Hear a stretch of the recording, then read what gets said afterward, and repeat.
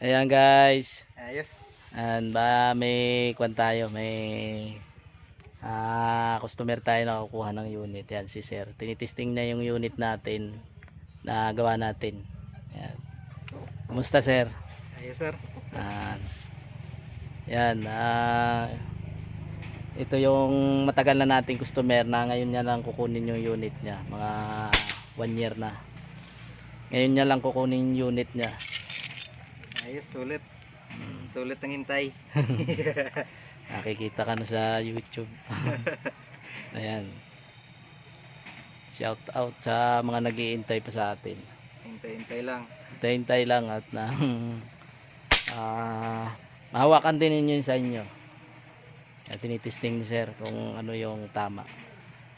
DBB yung panumpit na gamit. With silencer. At yung scope. Wisanter. Yan, tapos yung receiver natin. But sariling gawa rin natin. Ayan. One hole, sir. Manon. Hmm. Okay. Ayan, hanggang dito na lang at shout out sa lahat na nag-iintay.